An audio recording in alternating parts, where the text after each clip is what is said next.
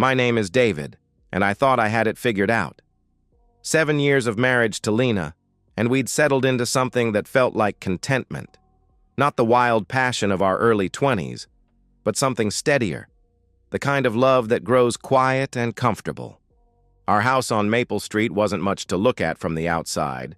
A modest 2-story colonial with blue shutters and a front porch that sagged slightly on the left side. But Lena had transformed the interior into something you'd see on her Pinterest boards. Mason jar centerpieces, distressed wood furniture, and those little inspirational signs that said things like, "Live, laugh, love," in cursive script. We'd been trying for kids for 3 years now. Not obsessively, but with the quiet hope that comes with each passing month. Lena would get that look in her eyes around her period. Disappointed, but not devastated. We'd agreed we had time. She was 31, I was 33. Tuesday morning started like any other. I kissed Lena goodbye as she left for her job at the elementary school, then settled in for another day of remote work. I'm a software engineer for a mid-sized firm in Cincinnati, which means I spend most of my days in our converted spare bedroom debugging code and attending video calls. That afternoon, I remembered my cousin Jake was coming to visit for the weekend. He'd called a few days earlier. His girlfriend had kicked him out again, and he needed somewhere to crash. If he was going to sleep in our guest bedroom, I needed to make sure it was actually habitable. I climbed the stairs around 3 o'clock, pushing open the door to the room we rarely used. Lena had decorated it in her usual style: cream-colored walls, a quilt her grandmother had made, and a small wooden nightstand with a lamp that cast warm light. I pulled the vacuum from the hallway closet and plugged it in, running it over the hardwood floors in long, methodical strokes. The familiar hum filled the room as I worked my way around the bed, under the window, behind the nightstand. That's when I saw it. A small glass ashtray, pushed far back behind the nightstand where it would be invisible unless you were looking at just the right angle. 3 cigarette butts lay inside, their filters stained yellow and brown. The smell hit me a second later, stale tobacco mixed with something else. My hand froze on the vacuum handle. Neither Lena nor I smoked. We never had. She was actually militant about it. Refused to eat at restaurants that allowed smoking, made faces when we walked past people with cigarettes. "It's disgusting," she'd say. "I don't understand how anyone can stand the smell."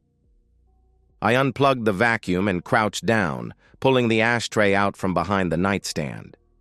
The cigarettes were American Spirits, the blue package. 2 of the butts had lipstick on them, a shade of red I didn't recognize, darker and more dramatic than anything I'd ever seen Lena wear. The 3rd cigarette was clean, smoked down to the filter by someone who didn't wear makeup. My stomach dropped. I stared at the ashtray, trying to construct some innocent explanation. Maybe Lena had been cleaning for someone else? Maybe Jake had been here earlier than I thought. But even as I ran through the possibilities, I knew they were nonsense. I took a picture of the ashtray with my phone, then another from a different angle. My hands were shaking slightly, but my mind felt strangely clear. I put the ashtray back exactly where I'd found it. The rest of the afternoon passed in a haze. I finished vacuuming, changed the sheets, made sure the room was ready. But every few minutes I found myself back in the doorway, staring at the spot where I'd found the ashtray. Lena came home at 5:30. Same as always. Her keys hit the ceramic bowl by the entrance, and she appeared in the kitchen doorway wearing her teaching clothes, a cardigan and slacks that made her look younger than her 31 years. "How was your day?" Lena asked. "Good," I called back, surprised at how normal my voice sounded. "Just getting ready for Jake." She nodded and started pulling ingredients out for dinner. I watched her move around the kitchen, the same routine we'd followed for years, and tried to see something different in her face. Some sign of guilt or deception. But she looked exactly like she always did. My wife, preparing our evening meal, humming softly under her breath. That night, as she took her shower, I sat on our bed and listened to the water running. In a few minutes, she'd emerge in her terry cloth robe, hair wrapped in a towel, and she'd kiss my cheek before settling in to grade papers. Our routine, our life, our marriage. But now I knew that somewhere in this house, hidden behind furniture in a room we rarely used, was evidence that nothing was what it seemed. The bathroom door opened, and Lena stepped out in a cloud of lavender-scented steam. She smiled at me, the same warm, genuine smile she'd given me for 7 years, and leaned down to kiss my cheek. "I love you," Lena said, just like she did every night. "I love you too," I replied, the words automatic and true and completely insufficient for the moment we were living through. As she settled into bed beside me, I realized that everything had changed, even though she didn't know it yet. The next 3 days were the longest of my life. I went through the motions, work calls, meals, conversations about Jake's visit, but part of my mind was always elsewhere, turning over the possibilities like stones in my hand. I'd found something I wasn't supposed to find. That much was clear. But what I'd found, and what it meant, remained frustratingly unclear. I needed more information, and I needed it without Lena knowing I was looking. Which is why, on Friday morning after she left for work, I did something I never thought I'd do. I cloned her phone. I'm a software engineer, which means I understand technology in ways most people don't. I also understand privacy, trust, and the ethical implications of surveillance. What I was about to do violated every principle I'd ever held about respecting my wife's personal space. But the ashtray had changed the rules of our marriage, even if only one of us knew it yet. The process took exactly 5 minutes. Lena had left her phone charging on the kitchen counter, something she did every morning. I connected it to my laptop, ran a mirroring program I'd downloaded the night before, and synced it to my device.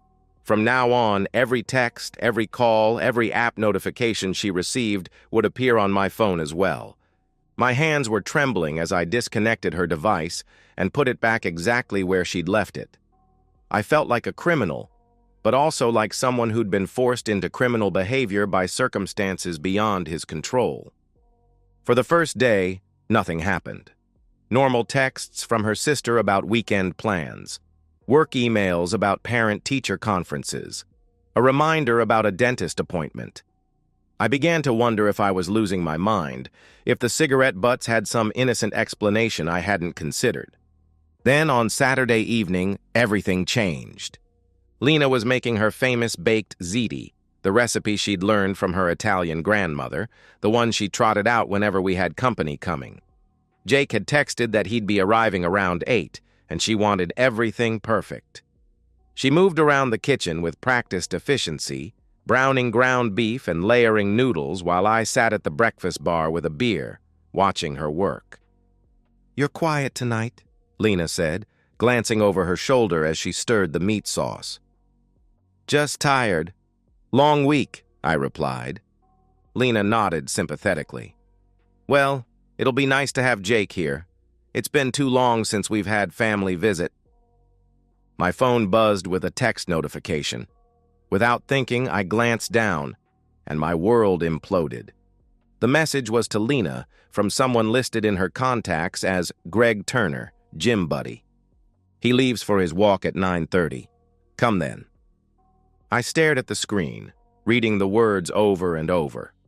Greg Turner, our next-door neighbor, the guy who'd helped me fix my lawnmower last spring, the guy whose wife Rachel brought us cookies at Christmas. Lena was laughing at something on the TV behind me, completely unaware that I'd just discovered the mechanism of my own betrayal. She served the ziti onto plates, poured wine, sat down across from me at our small dining table. "This looks amazing," I said, and my voice sounded normal. Somehow. "Thanks, baby." Lena took a sip of wine and smiled.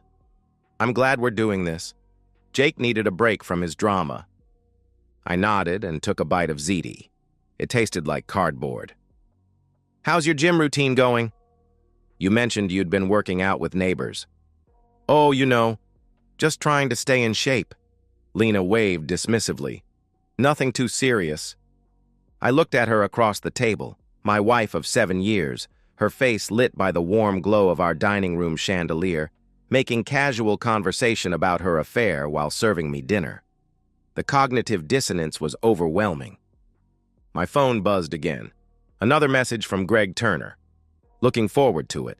Bring that thing you wore last time. This time I had to excuse myself to the bathroom. I sat on the toilet seat and stared at my phone, scrolling through their message history. There were dozens of texts going back months. Scheduling, coordination, explicit details about what they'd done and what they planned to do, and all of it timed around my evening walks. The routine I'd maintained religiously for 2 years, the 30-minute circuit through our neighborhood that I took every single night at 9:30. They'd weaponized my own habits against me. When I returned to the dining room, Lena was clearing our plates. "You barely touched your food," Lena said, concerned. "Are you feeling okay?" "Just not that hungry, I guess," I replied. Lena kissed the top of my head as she passed.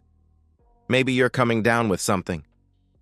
At 9:25, I laced up my sneakers just like I had every night for 2 years. Lena was in the living room, curled up on the couch with her laptop, supposedly grading papers. "I'll be back in a bit," I said.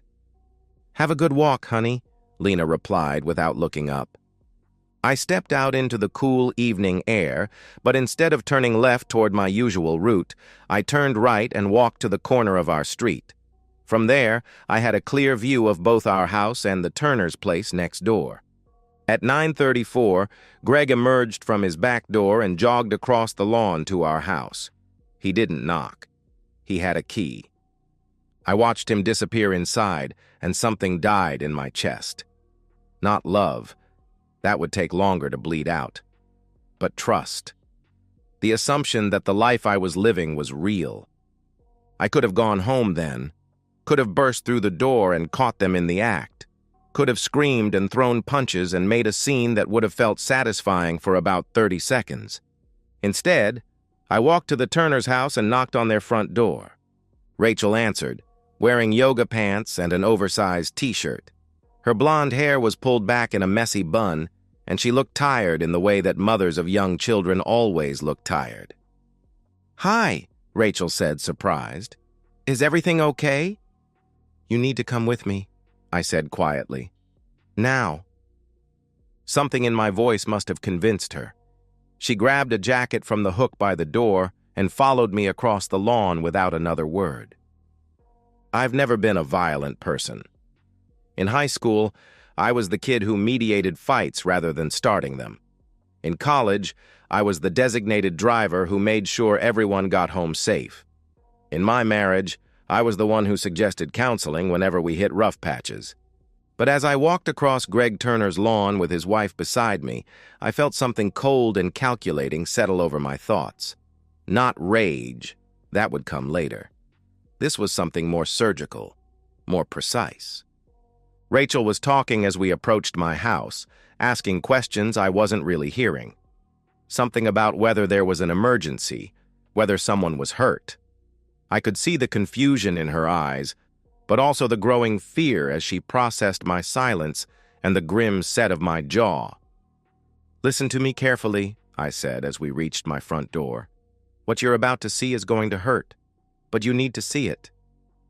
Rachel stopped walking. "What are you talking about?" Instead of answering, I put my key in the lock and opened the front door as quietly as possible. The living room was empty, Lena's laptop still open on the coffee table, her wine glass half full.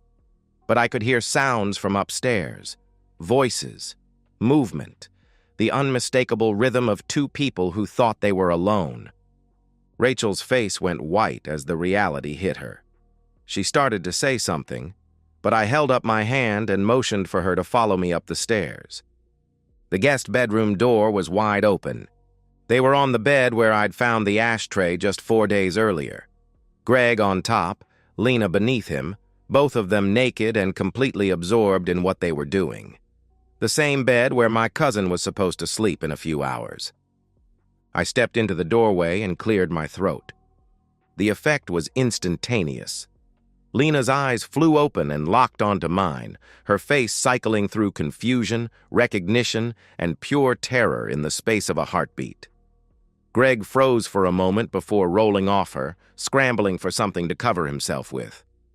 "Don't," I said quietly. "Don't say anything. Don't move. Just listen." Rachel pushed past me into the room. I expected her to scream, to break down, to collapse. Instead, she walked calmly to the side of the bed and slapped Greg so hard he fell off the mattress onto the floor. "How long?" Rachel asked, her voice steady and ice-cold. Neither of them answered. "How long?" she pressed. Lena sat up, clutching a pillow to her chest. "Rachel, I can explain." "6 months," Greg said from the floor. "Maybe 7.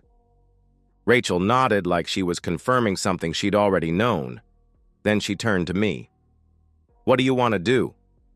I looked at my wife, who was now crying silently, mascara running down her cheeks.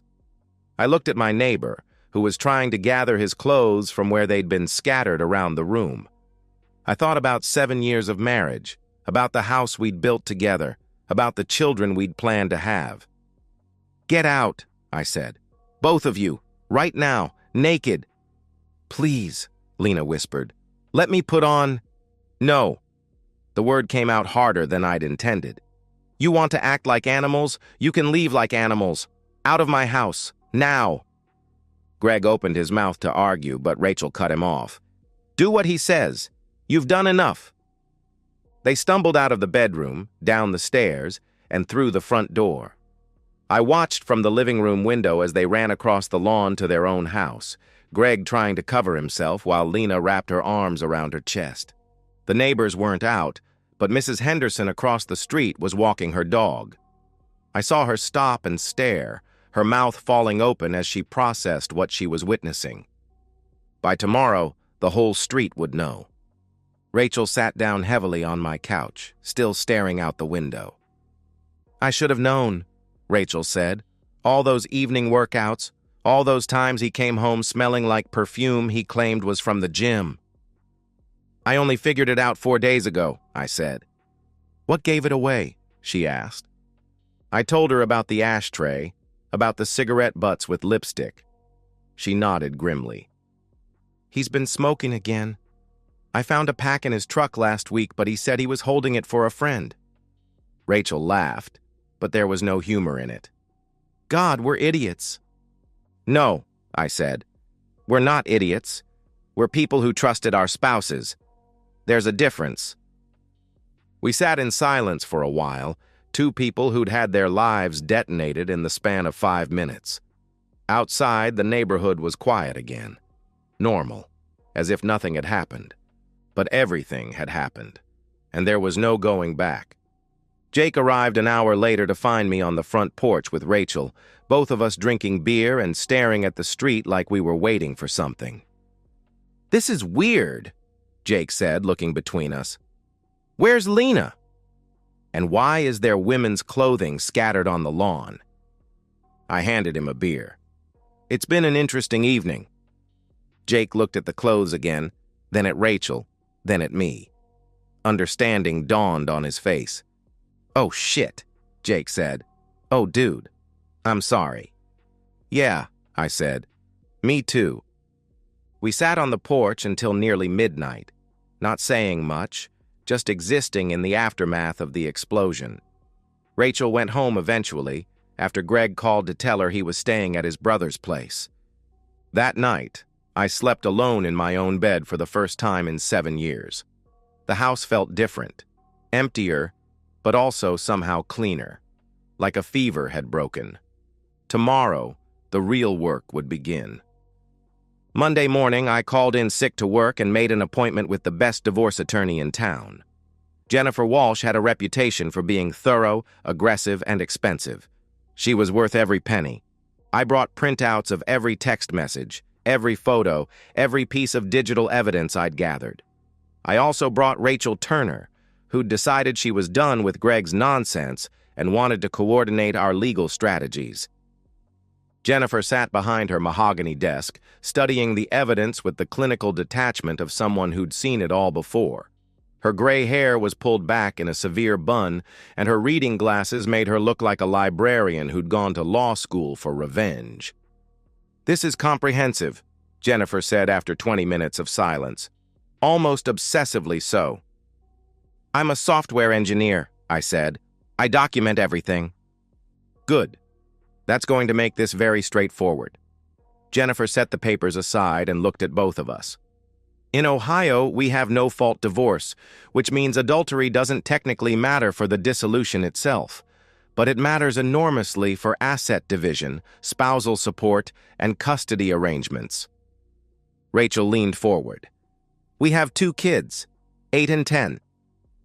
Then this evidence is going to be devastating for your husband. Courts don't look kindly on parents who prioritize affairs over family stability." Jennifer turned to me. "Any children?" "Number. But we own the house together, have joint bank accounts, retirement funds, all of which will be much easier to divide in your favor given this documentation." Jennifer tapped the printouts. "Your wife won't have much leverage to negotiate. Neither will Mr. Turner." The legal process moved faster than I'd expected. Jennifer was right. Neither Lena nor Greg had the guts to fight it. When confronted with the evidence, their attorneys advised them to settle quickly and quietly. Lena signed over her half of the house without argument. She kept her car and her personal belongings, but everything else, the retirement accounts, the savings, the furniture she'd so carefully chosen, stayed with me. She moved in with her sister in Columbus, taking a teaching job at a school district an hour away. Greg's situation was worse. Rachel got primary custody of their kids, the house, and most of their assets. The family court judge was particularly unsympathetic to Greg's explanations about needing space and feeling unfulfilled in his marriage. He lost his shared custody arrangement and was relegated to supervised visits every other weekend. The whole process took 3 months, fast, clean, and undeniable. During those 3 months, Rachel and I found ourselves spending more time together. Not romantically, we were both too raw for that, but as 2 people who'd survived the same shipwreck and understood what the other was going through. She'd come over in the evenings after her kids were asleep, and we'd sit on my back deck drinking beer and talking about everything except our ex-spouses. She told me about her job as a physical therapist, about the satisfaction of helping people recover from injuries and trauma. I told her about my work, about the clean logic of code, and the way problems always had solutions if you were patient enough to find them. "You're not what I expected," Rachel said one night in late August. We were watching fireflies blink on and off in my backyard. "What did you expected?" I asked. "Someone angrier, more bitter." Rachel took a sip of her beer. "If I'd found evidence of Greg's affair the way you found Lena's, I would have burned his clothes and keyed his truck." "I thought about it," I admitted. "But anger is just another kind of trap. It keeps you focused on them instead of figuring out what you actually want." "And what do you want?" she asked. I considered the question.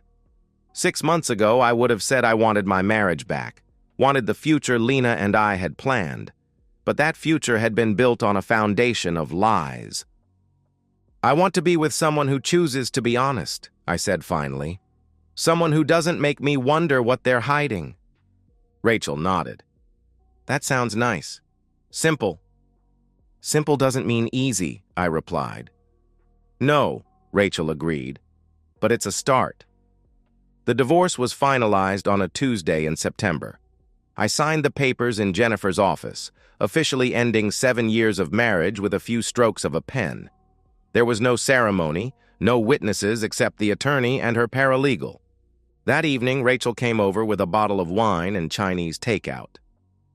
"How do you feel?" Rachel asked as we sat at my kitchen table. "Free," I said, and realized I meant it. For the first time in months, I feel free. Rachel raised her wine glass. "To freedom and to honest ground." I clinked my glass against hers. "To honest ground." 6 months later, Rachel and I are sitting on the same back deck where we spent so many evenings talking through our respective divorces. But tonight feels different, lighter somehow. Her kids are at Greg's for one of his supervised visits. My cousin Jake is inside, making what he calls his world-famous grilled cheese sandwiches. "I got a job offer," Rachel says, swirling her wine in its glass. "Yeah? Where?" I asked. "Cincinnati Children's Hospital, head of pediatric physical therapy." I set down my beer. "That's huge. Congratulations." "It's also an hour away, every day." "But it's what you want?" I asked. Rachel nods. "It's what I want. I'm just nervous about uprooting the kids again." "They'll adjust," I say. "Kids are more resilient than we think." "What about us?" Rachel asks quietly. It's the question we've been dancing around for months. We're not rushing anything. We're both too damaged for that kind of recklessness. But there's something building between us. "I don't know," I say honestly. "But I know I don't want to lose what we have." "Which is what exactly?" she asked. I think about it. Trust, honesty, the feeling that I don't have to wonder what you're really thinking or where you really are. Rachel nods. "I've never had that before. Not really." The sliding door opens and Jake appears with grilled cheese sandwiches. Did someone order room service? After he goes back inside, Rachel and I eat in comfortable silence. The September air carries the first hint of autumn coolness. "I keep waiting for the other shoe to drop," Rachel says eventually.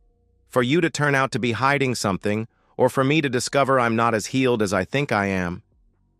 "Maybe that's normal," I say. "Maybe trust is something you have to build piece by piece." "Is that what we're doing? Building trust?" she asked. "I think so, along with everything else," I replied. Rachel reaches over and takes my hand. Her fingers are warm and slightly rough from her work, and they fit against mine naturally. "If I take the job," Rachel says, "would you consider moving closer to the city?" I think about my house on Maple Street, about the guest bedroom where I found the ashtray, about the neighbors who still whisper when I walk by, about the life I built with Lena and how little of it actually feels like mine anymore. "Yeah," I say. "I think I would." Later, as I walk her to her car, she stops and looks back at my house. "Do you ever miss it?" Rachel asks. "The way things were before?" I consider the question. "I miss the feeling of certainty, but I don't miss the life itself. Not anymore." "Because it wasn't real?" she asked. "Because it wasn't chosen. Not by both of us," I replied. Rachel nods, understanding. This feels chosen. She kisses me goodnight. Brief, soft, unhurried. Then she drives home to her kids and her life, and I go inside to help Jake with the dishes. As I turn off the lights and head upstairs, I think about Lena and Greg and wonder if they ever think about what they destroyed. Then I realize I don't actually care what they think or feel. Their story is over. Mine is just beginning. And it's being written on honest ground. And so, we've reached the end of today's story. Was it what you expected, or did it take a twist you didn't see coming? I'm curious to hear your thoughts. Share them in the comments below, and let's get a conversation going. If this story kept you hooked, make sure to hit that like button. And if you're new here or just haven't subscribed yet, now's the perfect time to join our community. I bring you fresh, captivating stories every day, so click that subscribe button and turn on notifications so you never miss out. Thanks for watching, and I'll see you in the next one.